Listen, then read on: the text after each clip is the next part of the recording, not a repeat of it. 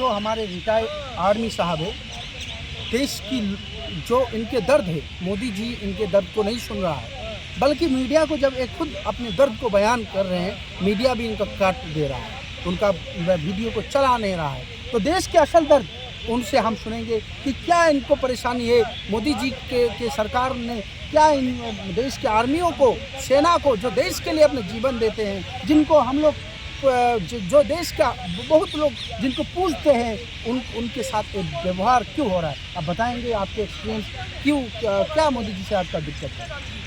मेरा दिक्कत ये है कि जो आरएसएस और जनसंघ के लोग हैं, ये मेरे अर्लियत से मुझे ब्लैकमेल कर रहे हैं और अपने प्रचार और विस्तार के लिए मेरा और मेरे परिवार का भी फिलहाल मिसयूज कर रहे हैं। ये आपका नाम क्या है? मेरा नाम नायक, मेरा आर्मी रैंक नायक है। मेरा नाम जय किसान है। और जो जय जवान जय किसान का नारा रामलीला मैदान से हमारे लाल बहादुर शास्त्री जी ने दिया था, वो मैंने ग्राउंड पे देश के लिए पूरा किया है। फिर भी मोदी जी और ये दो दूसरे लोग हैं, ना तो सेंट्रल गवर्नमेंट कोऑपरेट कर रही, ना दिल्ली गवर्नमेंट कोऑपरेट कर रही। मेरी जो आर्मी में एनरोलमेंट है वकील साहब, ये 23 अक्टूबर 1985 की है, यानी कि 23 अक्टूबर 1985 दशहरे के दिन का मैं आर्मी में एनरोल्ड हूँ। और 31 अक्टूबर 2005 की मेरी रिटायरमेंट है। 31 अक्टूबर 2005 की मेरी रिटायरमेंट है। उस टाइम भी 1 नवंबर की दीपावली थी और अभी 2024 में भी दीपावली 1 नवंबर की थी, लेकिन गवर्नमेंट ने, है ना, इंदिरा जी को जो सम्मान नहीं मिल रहा था और एक आर्मी मैन को जो सम्मान नहीं मिल रहा था, तो वो अभी 31 अक्टूबर की दीपावली रखी है और इंदिरा जी की जो शहादत की तारीख है उनको भी सम्मान दिया है। और मैं भी दीपावली के दिन राजघाट में उनको श्रद्धांजलि देने गया हूँ। अभी मेरी बात यह है कि मेरी बेटी का नाम अवनी है। जो इंडिया में आई पहले आता वो मेरी बेटे का आखिरी लेटर है, जो मेरी बेटी का आखिरी लेटर है वो इंडिया का फर्स्ट लेटर है। जो मेक इन इंडिया चला रहे हैं मोदी जी, वो मेरी बेटी के नाम पे चला रहे हैं। और मुझे और हमारे बीच में communication gap day by day increase कर रहे हैं। बेटी कहीं रह रही है, मिसेज कहीं रह रही है, मैं कहीं रह रहा हूँ। इसलिए आर्मी मैन का बड़े पैमाने पर मिसयूज हो रहा है और मेरे जो नैतिक मूल्यों के साथ भी खेल हो रहा है और हमारे ह्यूमन राइट्स का वायलेशन खुलेआम हो रहा है। मैं ब्राह्मण कम्युनिटी से हूँ। मैंने जहाँ सिर झुकाना था वो चौधरी चरण सिंह की समाधि में पिछले साल झुकाया था, जो इस साल चौधरी साहब को भारत रत्न भी मिला है। कहने का मतलब है कि ब्राह्मण हूँ, हर जगह सिर नहीं झुका सकता। चौधरी चरण सिंह हमारे बुजुर्ग हैं, हमारे किसान हैं, मैं जवान हूँ, वो किसान हैं। और यही आवाज़ रामलीला मैदान से लाल बहादुर शास्त्री ने उठाई थी।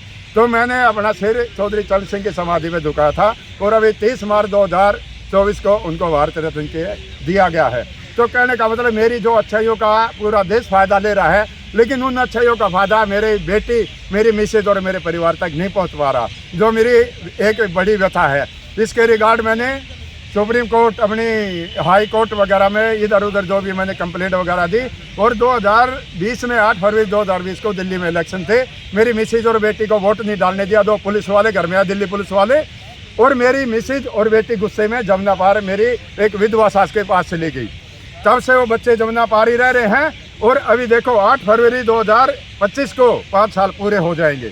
तो कहने का मतलब ये है कि जहाँ वोट नहीं डाल सकते, कुछ नहीं कर सकते। तो मैंने कंप्लेंट 1 दिसंबर 2020 को दी थी, तब किसान रिएक्ट होकर लाल किले पे आए थे और नेशनल फ्लैग को डाउन किया था। आपके वाइफ और आपके बेटी वोट नहीं दे सकते हैं? नहीं, वोट नहीं डालने दिया। कहने का मतलब मेरी आवाज़ रामलीला मैदान से उठी थी आम आदमी के लिए, और यहाँ बीजेपी का वोट खराब हो गया। इस एंगल से 8 फरवरी 2020 में हमारे को वोट नहीं डालने दिया।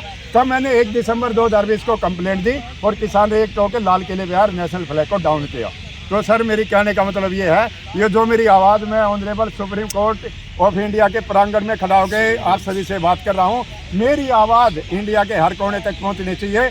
और जैसे कि कहने का मतलब मेरे साथ वो परिस्थितियाँ तैयार की हुई है जो सुभाष चंद्र बोस के सामने परिस्थितियाँ तैयार की थी। उनकी बेटी अनीता और उनकी मिसेज जर्मनी में रह रही हैं। आज मुझे देश छोड़ने के लिए मजबूर किया जा रहा है। कौन कर रहा है देश छोड़ने के लिए? प्रेजेंट जो मोदी सरकार है, बीजेपी, जनसंघ, आरएसएस और कुछ आर्य समाज के लोग एक नया धर्म बना रहे हैं, जबकि सनातन धर्म हमारा सभी का मिला जुला धर्म है। इसके आड़ में हमारा एक बहुत बड़ा ब्लैकमेल किया जा रहा है। बेटी के बीच में, बाप बेटी के बीच में कम्युनिकेशन गैप पैदा किया जा रहा है। आदमी और मिसेज के बीच में कम्युनिकेशन गैप पैदा किया जा रहा है। और मेरी मिसेज जमुना पार रह रही है और मैं उत्तम नगर मोहन गार्डन में रह रहा हूँ।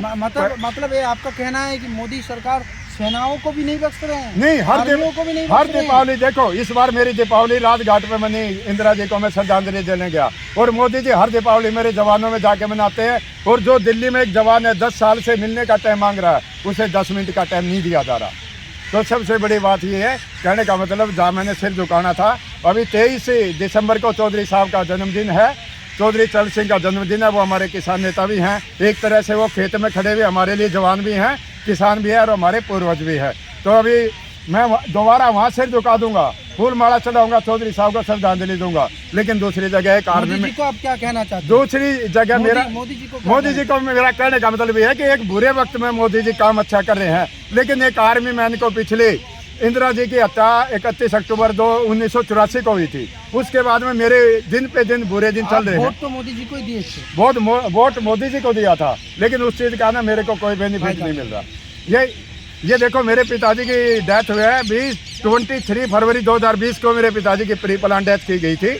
उसके बाद में अगली 23 मार्च 2020 को दिल्ली में लॉकडाउन मार दिया गया था। उसके बाद मोदी जी राम मंदिर का काम करने के 5 अगस्त 2020 को लॉकडाउन के बीच में, कोरोना के बीच में अयोध्या में राम मंदिर की नींव रखी है। फिर 10 दिसंबर 2020 को पार्लियामेंट की भी नींव रखी है, और मुझे नेहरू समझते हैं, इसलिए पार्लियामेंट की नींव रखने के बाद मैं बिल्कुल थोड़ा बाल बचा, और मेरे घर पे एक फैटली अटैक भी हुआ मेरे ऊपर में, लेकिन मैं बाल बचा 12 दिसंबर 2020 को। इसके उस टाइम किसान लोग बॉर्डर पे थे, और रिएक्ट होकर लाल किले पे और नेशनल फ्लैग डाउन किया। श्रीमान जी वकील साहब, मेरी ये बता है, कहने का मतलब जब एक आर्मी मैन की आवाज़, मैं राजनीति में विश्वास नहीं रखता, मैं एक आर्मी मैन हूँ, देश की आर्मी रणनीति के लिए जानी जाती है, तो मैं ना अगर मोदी जी को जवाब दूंगा तो रणनीतिक तौर से दूंगा, राजनीतिक से नहीं। इसलिए मेरा कहने का मतलब यह है कि एक आर्मी मैन की आवाज़ नहीं दबाई जाए, और हमारे को है ना विद इन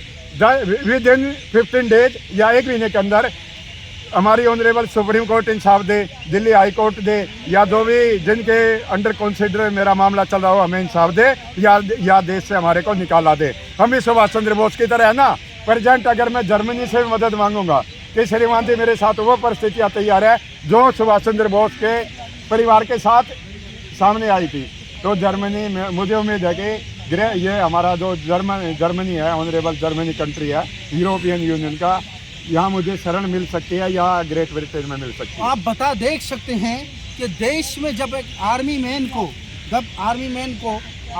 को जब देश के सेना को इनको इंसाफ नहीं मिल रहा है, तो मोदी जी देश के लोगों को क्या इंसाफ देंगे, देश के आवाम को क्या देंगे? मैं हाथ जोड़ कर मोदी जी से विनती करता हूँ, इनके दुख, उनके व्यथा को सुना जाए, और इनके काम को कंसीडर किया जाए। ये वीडियो आप तक जरूर पहुँचेगा, और जब पहुँच जाए, आपका नाम शुभ नाम बता दीजिए। वकील साहब, मैंने अपने ऑनरेबल प्रेसिडेंट ऑफ इंडिया, हमारी द्रौपदी बहन है, इनको भी दीपावली पर मैंने ग्रीटिंग भेजा था।